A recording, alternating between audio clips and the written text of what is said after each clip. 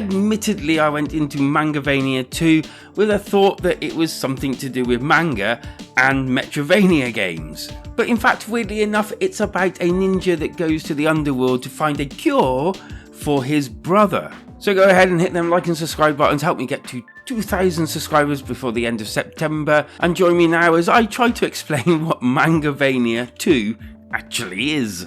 As for the story, it's basically what I've just said. It's kind of like, can you find the cure in time, blah blah blah. And there's even these little spirits that, if you can find them, kind of tell you more about the story and also hints and tips along the way. So as usual, I suck at these sort of games, so let me struggle my way through it for you. So basically this one's more of a platformer as you go around jumping on walls, and you can like climb scale walls as well. And as you progress further and further in, you get different mechanics, like a grappling hook and bombs, and all these help you get around the environments. You do have a slashy to dispose of the enemies. As well as this, you can also deflect the enemy's shots. The game's set in bite-sized levels, which I have to admit helps in progression, especially for me that was struggling through some of it. And then later on, when the mechanics kind of change and you have to jump on these torches that are white, slash them, and then be catapulted again, takes a lot more precision. And this all becomes rather more difficult when they add more traps, these Indiana Jones type balls, shed load more enemies, some that fire range weapons and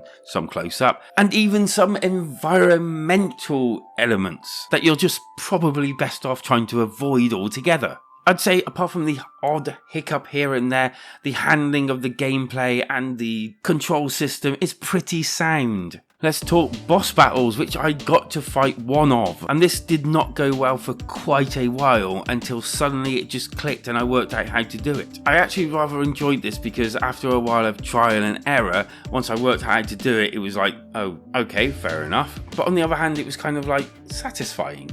Come on guys, I can see that not many of you have liked this video. Please go ahead and do that. It's just a click of a button, and also subscribe if you're a frequent flyer. Graphically, it's all black and white. It's something that drew me to this game.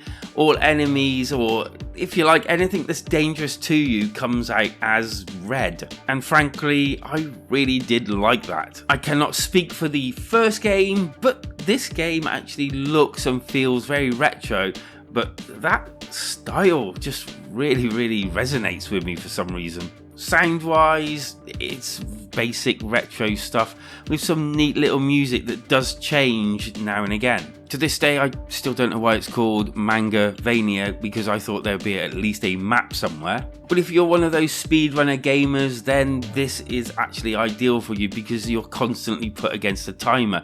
And after completing the levels, you can go back at any time and try to beat your times. So with all that in mind, and the fact that it's difficult, but not blindly difficult, although some levels are actually more harder than others, I'm gonna give Mangavania 2 a pretty average 5 out of 10.